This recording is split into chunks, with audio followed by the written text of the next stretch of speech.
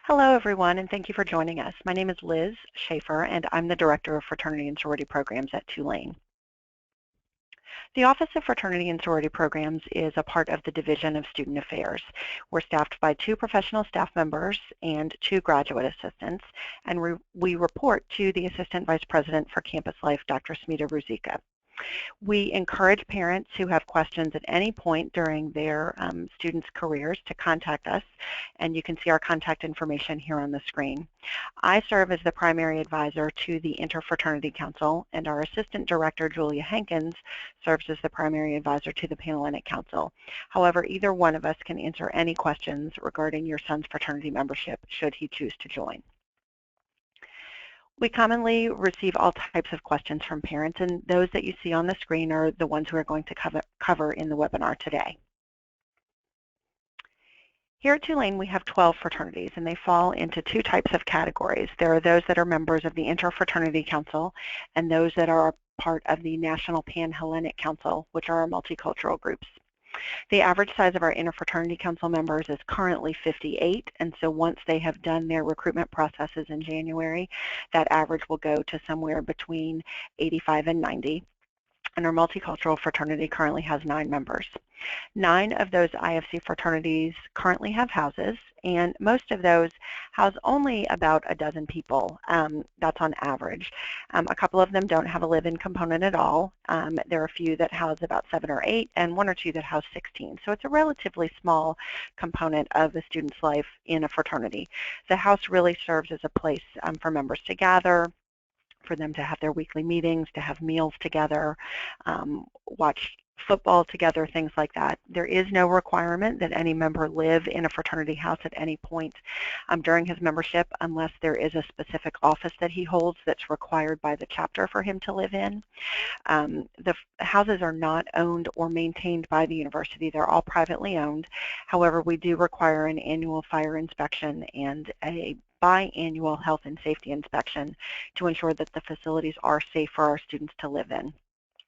Living in a fraternity house does not exempt a student from the 2-year requirement that they live on campus, and so it's not until a student's junior year that he would be eligible to live in a fraternity house. A lot of parents ask us about the time commitment that students have if they join a fraternity and how they balance that with their other responsibilities on campus. The time commitment can be flexible, and it's really dependent on how much effort the student decides to put into it. Those who are officers in a fraternity spend a great deal more time together, and it is an option for a student to be an officer within his new member class. But on average, all that you're going to see in your students' first semester or first year of membership is about 5 to 10 hours maximum. We feel really strongly that a student's academic career should not be compromised by joining a fraternity, and that their academic commitments come first. And so that's something we preach really regularly to our fraternity leaders, and something that they are pretty good about holding to. It's also important to know that the organizations see their members' involvement in other campus organizations as a benefit and not something that takes away from their time in the fraternity. So if your student has already gotten involved in any other things on campus, whether that be an academic club or an intramural team, or if he has a campus job, those kinds of things are not going to be detrimental to his membership. There are things that the organizations really view as adding value to their group. Some of them even require membership in other campus organizations of their fraternity members. Scholarship is also something that's very important to all of our Greek organizations, and there's certainly sometimes the assumption that joining a fraternity is going to take a student away from class and study time, but we're really proud of the fact that our groups perform really well academically in the classroom.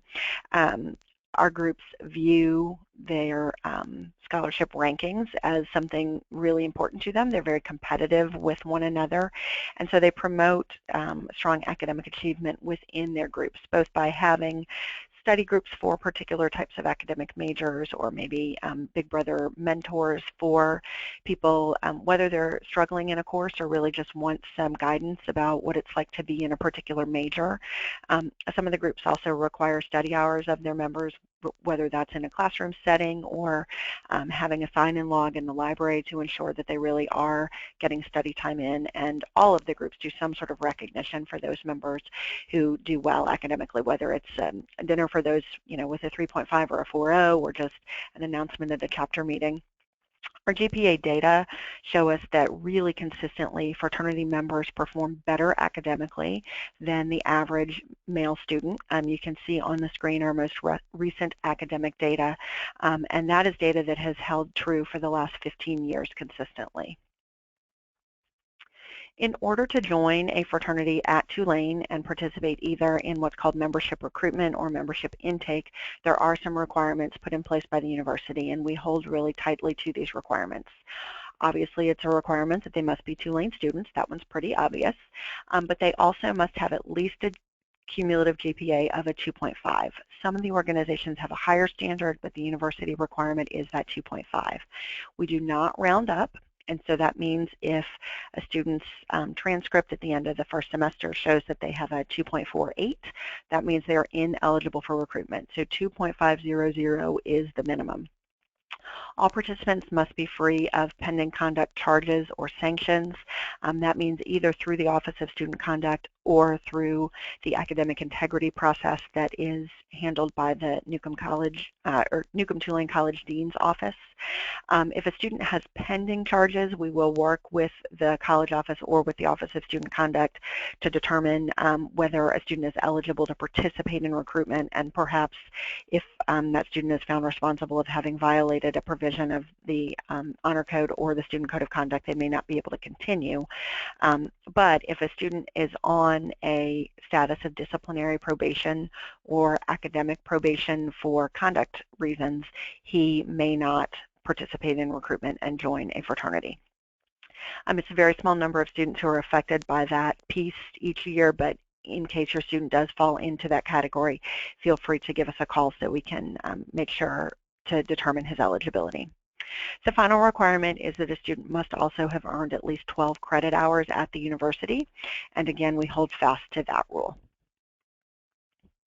For our National Pan-Hellenic Council fraternity, Alpha Phi Alpha, they do a process for new members called membership intake.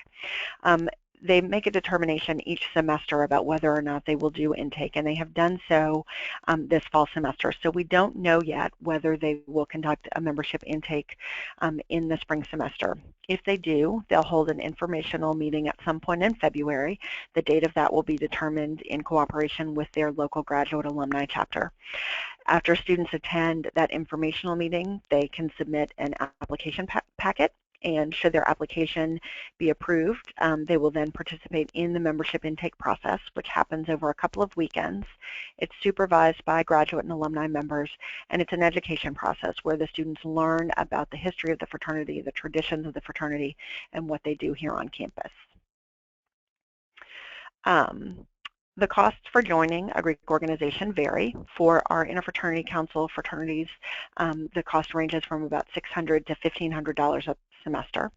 For Alpha Phi Alpha, our multicultural fraternity, there's a one-time membership fee that ranges a little bit from semester to semester depending on the fees set by the national organization. And then there's a $50 fee per semester thereafter. All of their dues cover the programs that they do, insurance that is provided to them by the national organization, national membership materials, and then some of those dues also include weekly meals, social events, transportation, things like that. And that's why there is such a range in that $600 to $1,500 piece there, because some of the groups have a chef in the house and then provide meals, and others do not provide that service. For the Interfraternity Council, they have a more structured recruitment process than Alpha Phi Alpha does, and yet it's still a rather informal process. Throughout this fall semester, your students have had the opportunity to start getting to know members of our fraternities and more about the particular organizations. We held an information session last month, and each of our fraternity chapters has been holding recruitment introductory events this semester. Those are alcohol-free events, and each group has held at least 2 of those. They held one before our October 20th info session and one after, and a couple of those are still coming up. The schedule is available on our website. From the attendance lists at those introductory events, the fraternities are able to invite people who have attended to other things they're doing. So to their fundraisers and philanthropic projects that they're doing, to any community service events they have, to any of their social events, intramurals, things like that. And that's how they get to know folks even better. And then also they'll do some individual outreach to students that they've met. So they may invite somebody to lunch with them or over to the fraternity house or to someone's residence hall or apartment just to hang out in a more informal setting. Throughout this fall semester, the fraternities start forming opinions about those first-year students who they're most interested in and who they hope will join. Then things really kick into gear when the students return in January. During the first week of classes, the week of January 11th, each of the chapters will hold at least one alcohol-free event, and the schedule of those will be posted online once it's determined at some point in December. During that week, they're really focused on any first-year students who they haven't met yet and any transfer students. So if your student is someone who hasn't really considered fraternity membership yet, maybe hasn't attended any of those intro events that I mentioned, it'll be really important for him to attend one or more of those individual events in January. By that point, the fraternities have a pretty good idea of most of the people who they are most interested in inviting to membership, and yet there still are spaces available. And so if your son falls into that category where he hasn't spent much time with people or doesn't feel like he has made many connections, it will be very important for him to attend some of those events during that first week of classes. The following week is what's referred to as signing week, and during that period, the chapters are really making their final decisions about those who they're most interested in. We have a recruitment convocation on Monday the 18th, which is a school holiday. The students don't have classes then, so that happens in the evening. And then the following 3 days, Tuesday, Wednesday, and Thursday, the 19th through the 21st of January, the chapters host alcohol-free events. Some of those are open to anyone, but at least one of them will be by invitation only. And so by that point, your son will know if he's attending any of these events. If he is invited to one that's invitation only, he'll know that he has a pretty good chance of receiving an invitation to membership, or what's informally called a bid. An invitation to an invitation-only event is not a guarantee, but it's that last chance where the fraternity is making their final decisions about who they really want to extend bids to. On Friday, January 22nd, bids are officially issued by our staff and officers within the Interfraternity Council. And students may receive more than one bid. That's not uncommon. Most of them only receive one. I would say about 60 to 70% only receive one bid. But the rest of them are receiving 2, 3, even sometimes as many as 4 or 5 bids. And then we give them through the weekend to make their decision about which, if any of those, they want to accept. For the most part, the students know by then which one they want to choose, and most of them make a decision right there on the spot, but they certainly don't have to by that point. One really important detail to note here is that bids are not official until they are issued by our staff on Friday the 22nd. So some students may have been told already that they are going to get a bid. They may have had some sort of unofficial word or communication with a fraternity, being told we're definitely going to give you a bid. And there's nothing wrong with that. It's certainly okay for the chapters to let the students know of their intentions, but it's important for the students to know that that is not official yet, and that their behavior between now and bid day could have an impact on whether or not they do receive that bid officially. As I mentioned earlier regarding the multicultural fraternities, what they do throughout the fall semester is host programs and events throughout and allow students to kind of take a look at them and get to know the group a little bit. And then, as I mentioned, the membership intake process happens over a couple of weekends. And once we know whether or not Alpha Phi Alpha will be doing membership intake, we'll publicize the dates about it. So for a lot of parents, the biggest question that they have is which organization should their son join, and how do you advise them, particularly if you are miles and miles away from here? How do you help them decide which organization is the best? I think the best advice that we can give you is to advise your student that this is a really personal decision. They shouldn't, as much as possible, they shouldn't be influenced by what their friends that they've made on their residence hall floor are doing. It's really an individual decision because it's membership that they will have, ideally, throughout the rest of their lives. So a couple of important points to note. The first is the concept of mutual selection. And what that means is that both the prospective member and the organization are making a mutual decision about whether there's a good fit between that prospective member and the chapter. So it doesn't mean that every potential member gets to say, I'd like to join XYZ fraternity, sign me up, where do I join? It doesn't mean they all get to choose which chapter. And it also means that all the chapters don't get every potential member that they want. There's got to be this mutuality of it, that both the student and the chapter are approving of the relationship. And so that part's really key. The student has to sort of figure out where he feels most comfortable. And so it's important for him not just to limit himself, not just to look at one organization where perhaps he met some people early on in the first semester and only pursue membership there. We really encourage students to take a look at a pretty broad range of all the organizations to get a good feel for which one they feel most comfortable in. It's also really important for them to be paying attention to how the national organization, not just the local chapter here at Tulane, but how the national organization articulates its values. As I mentioned earlier, it's everyone's hope that once a student joins a fraternity, that will be a relationship that he maintains throughout his life. Membership in these organizations is, as we often say, not just for 4 years, but for a lifetime. And so the student wants to, we want the student to make sure that the organization that he's joining is one where there's some alignment between the espoused values of the group at the national level and his personal values. But here locally, it's also important that the members are able to articulate what those values are and how the chapter here lives them. What do they do in their activities that is in support of those national values that they talk about? Those values should in some way be guiding the group's activities, the programs they present, the philanthropic activities and community activities that they take part in, the social events that they plan, the brotherhood events that they plan. All of those things should be based in some way on the organization's values. And then finally, there's this one that's a little bit harder to sort of pin down, and that's the fit. Do they feel comfortable around the members? It's really important that the prospective members take time in alcohol-free settings to make sure that they're comfortable around the fraternity members of a group that they might be joining. And that's why we place such an emphasis on the groups doing alcohol-free events. Certainly we realize that the students are going to interact with one another in social settings, often where alcohol is present, at other points. But when we're really focused on recruitment activities, we want to be sure that the students are doing that in an alcohol-free setting so they can see, are they comfortable just sitting around watching a football game together, or do they feel a little out of place? And so again, that's why it's really important for the students not to limit their options. I also want to make a note about legacy relationships. Some of you may be familiar with the term legacy, and that is a prospective member who is the son, grandson, or brother of a member of an organization.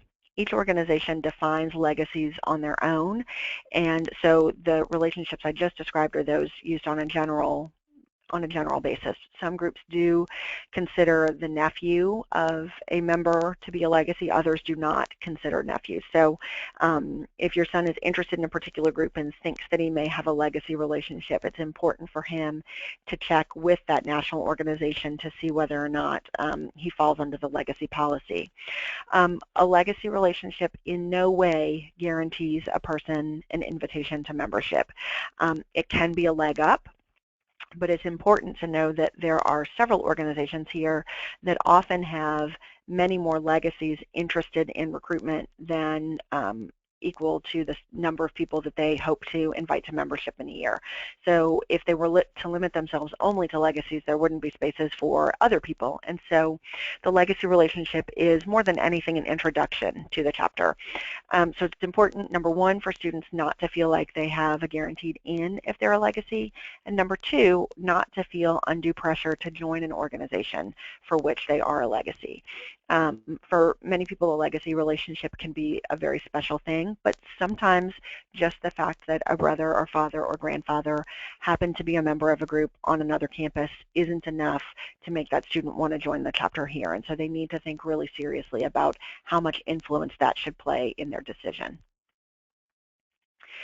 One other important point we want to make is that there are a couple of unrecognized fraternities that are still sort of lurking around Tulane. We have 23 fraternities and sororities who we are really proud to work with here on campus, who we have strong relationships with the student chapter leaders and with the national organizations, and we feel confident saying to families that those are safe organizations for our students to join. Unfortunately, there are these other groups that are listed up on the screen in whom we don't have that confidence. They are not currently recognized by the university. In some cases, they're not recognized by the national organization. Actually, in all cases, currently none of them are recognized by the national organization.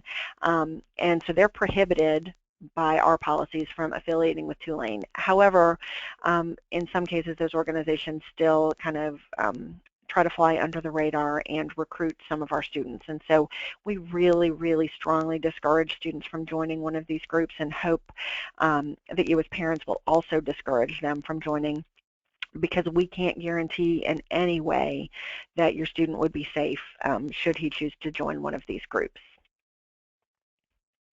So the final thing we want to talk about today is hazing prevention. And as a parent myself, I know this is something that all parents are really concerned about. And so we have up here on the screen for you a definition from the Tulane Code of Student Conduct about what hazing includes.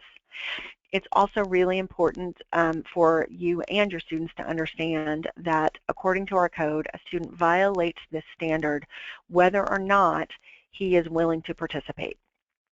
So one of the things we hear with some regularity when we're investigating hazing cases is, it wasn't that big of a deal, all the guys really wanted to participate, they didn't think anything of it. That doesn't mean it's okay. If it still meets the definition of our hazing violations in our code of conduct, then it is still a violation.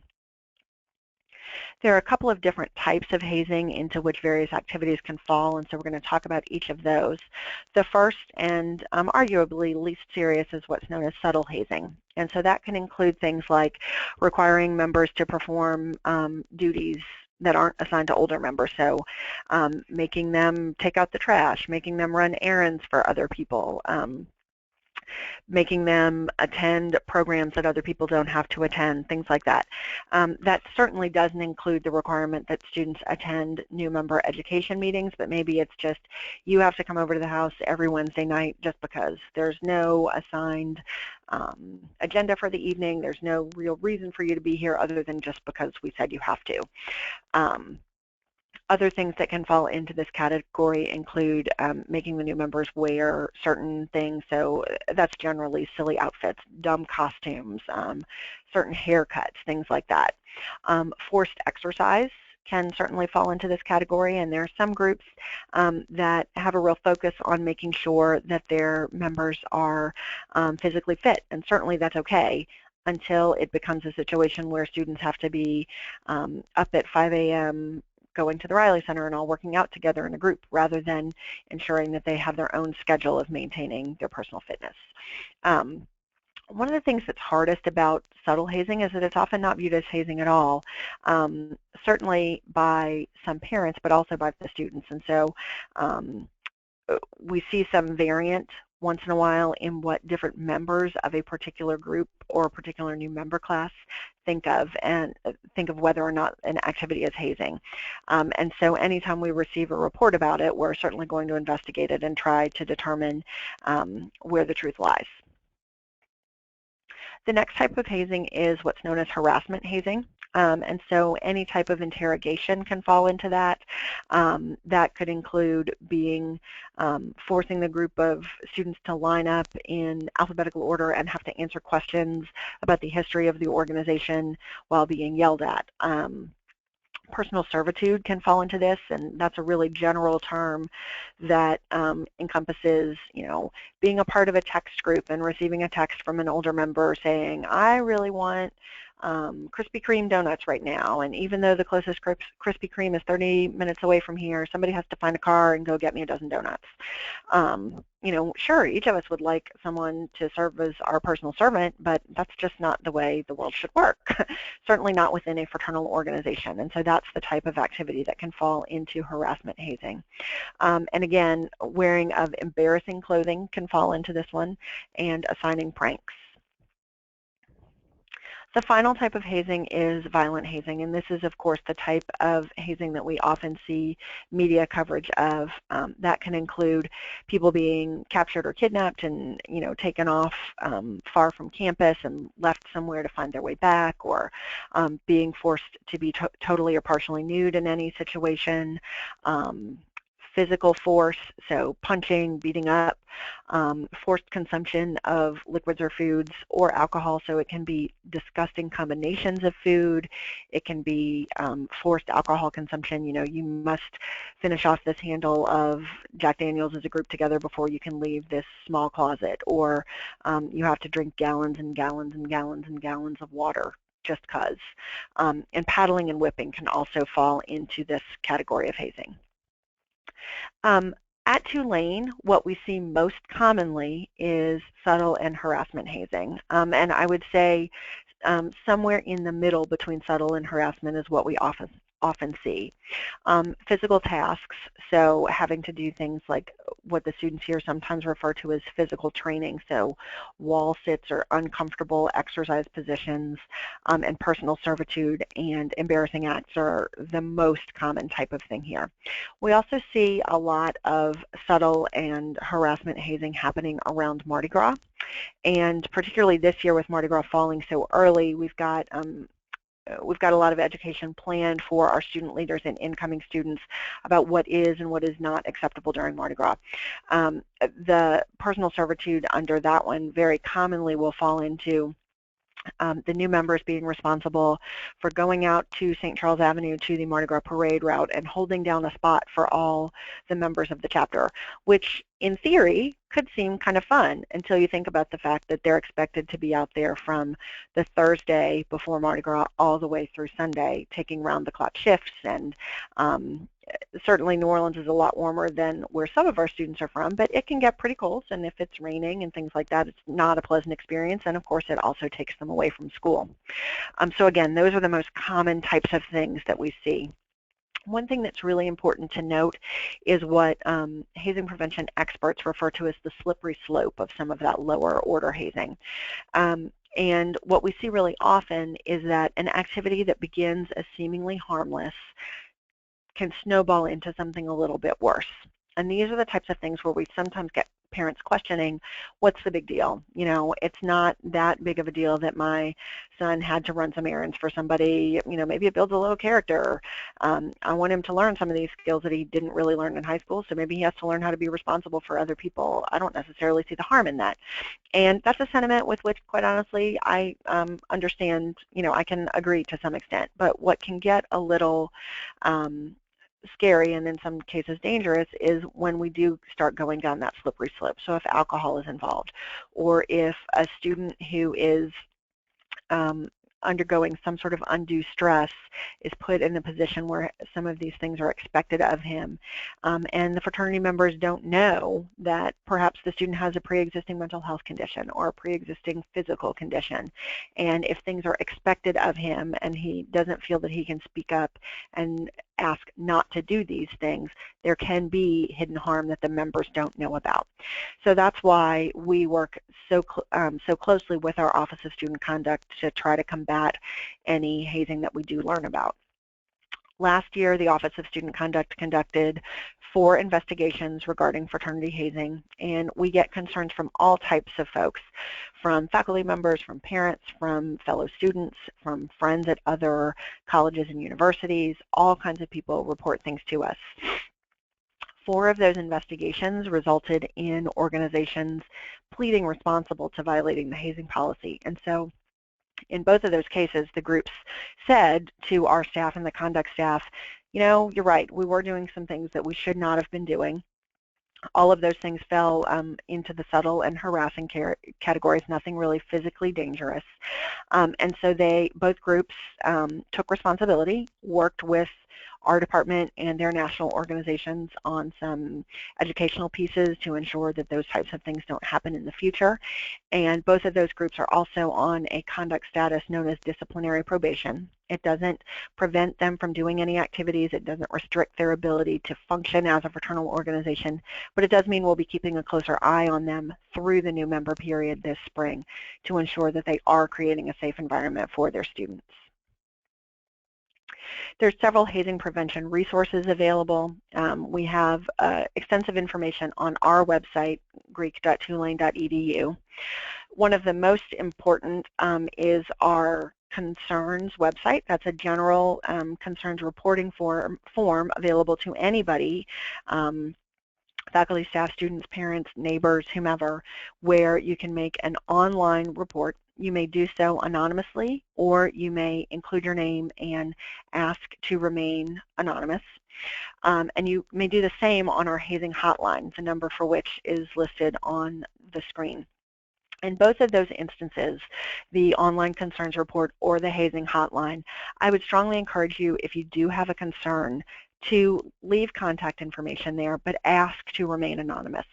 I say that because we can get a great deal more information about how best to attack a problem if we can ask some follow-up questions. And if all we get is an anonymous report, sometimes there's not enough information there for us to be able to do much from an investigative standpoint. But if you ask to remain anonymous, that is something that we absolutely will honor. In my 6 years at Tulane, we've done many, many, many hazing investigations and worked with many, many chapters on trying to correct their behavior. And in only one of those cases has the reporting person been revealed to the organization. And that was only because that person was a new member of the group who decided to withdraw from that organization because he was so disgusted by the way he had been treated. And he then told them that it was he who had reported.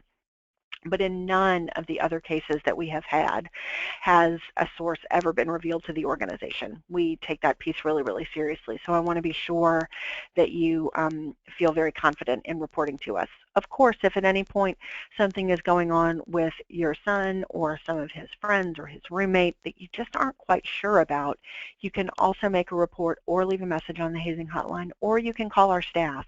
If you want to talk through something and just say, you know, I've just got a funny feeling about stuff that's going on and I want to know if this is okay, you are more than welcome to do that. And by no means does that mean that we call in the big guns and open an investigation. It may just be, okay, this is something we need to talk to the chapter about.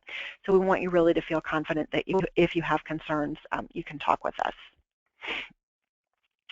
And finally, there are some folks whose students show an interest in fraternity membership, and then it just doesn't work out.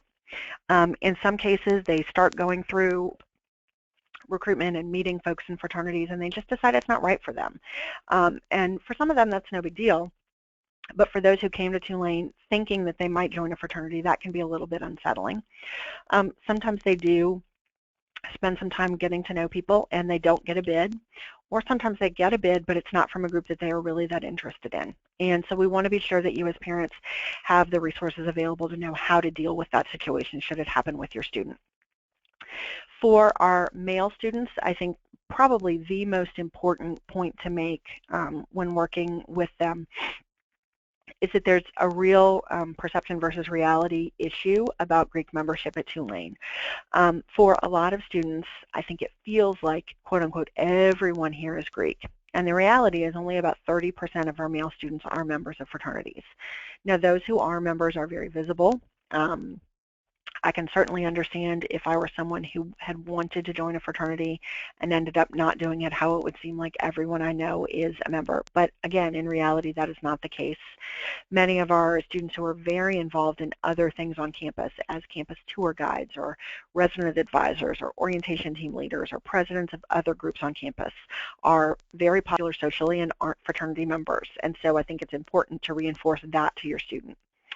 Along with that, we work with our colleagues in the Office of Student Programs for them to put on their spring student organization fair immediately following fraternity and sorority recruitment. So Fraternity Bid Day happens on a Friday, and the following Monday, all of our student organizations that are not fraternities and sororities put on an organization fair looking for new members. And so should your student start the fraternity recruitment process and decide it's just not right for him, or should it not work out, he can go just a couple of days later to find out about other campus involvement opportunities. The other really important thing for you to know as parents is that there is a lot of internal communication that goes on behind the scenes with our office and other professionals on the staff within both student affairs and academic advising. Following Fraternity Bid Day, immediately following, as soon as we sort of pack up for the day, we send a list to our student resources and support services staff, our counseling and psychological services staff, the professional staff in housing and residence life, and the academic advising staff. And that list includes anybody who registered for fraternity recruitment, participated in any of those alcohol-free events or invitation-only events, and then did not receive a bid. The students don't know that anything about that is communicated to anybody on campus, but it's kind of just in the back pocket of all of those folks. The housing and residence life staff share it with their student staff members if there's anybody that we particularly saw when they came to bid pickup who we're concerned about. They also ask the resident advisors just to do a check-in with anybody who went through recruitment and maybe it didn't work out. And that check-in can be really simple, like, hey, I'm going over to the student organization fair on Monday. You want to walk with me? Maybe not even mentioning anything about fraternity recruitment. But the resident advisors and the professional staff in housing then report back to their assistant VP if there's anybody that they are concerned about after interacting with them. And then they can be referred either to counseling and psychological services or student resources and support services. Quite honestly, there are a very, very, very few students each year who are unsuccessful in the fraternity recruitment process who we're concerned about. And I mean, I'm talking about 3 to maybe 5 at a maximum. So I certainly don't want to overestimate this, but at the same time, if your student is one of those 3 to 5, obviously it's something very serious for you. And so I want to be sure that parents understand that we're keeping an eye on those students on the back end. They just don't realize it. The other thing from a so what if it doesn't work out perspective is that there is still the possibility, if your student is interested in the future, it's still possible for him to join. A couple of our fraternities do recruitment in the fall semester. It's really up to them to decide whether or not they want to do it. Only a handful of groups do it each year, and it's not even consistent about which ones do. But we're talking about a total of maybe 10 to 15 people who are invited to membership as sophomores or juniors. But it's also pretty common for students to join during the second semester of their sophomore year. So either they didn't really reach out and participate in recruitment as a freshman, or they did and they were unsuccessful, and they've maintained friendships with people in some of the fraternities and then are invited to join the next year. So if your student doesn't do it this year, or decides that it's not right for him, or isn't invited to membership, and has had his heart set on joining a fraternity, if it doesn't happen this year, this is not his only chance. The final thing we have for you is just some resources available to you. Our website has information that is geared, quite honestly, primarily to parents. We know that our students are not going physically to our website all that often, but there is information available for you there. There's also information about the National Interfraternity Council. It's called the North American Interfraternity Conference, and about the National Pan-Hellenic Council. Both of those websites will lead you to information about all of the groups. And then again, I just want to encourage you, if you have questions and would like to contact anyone on our staff, all of our contact information is available on the website, as is a listing of all the organizations, the chapter presidents, house addresses, things like that. So we really thank you for tuning in, and if you have questions, again, please don't hesitate to contact us. Thank you.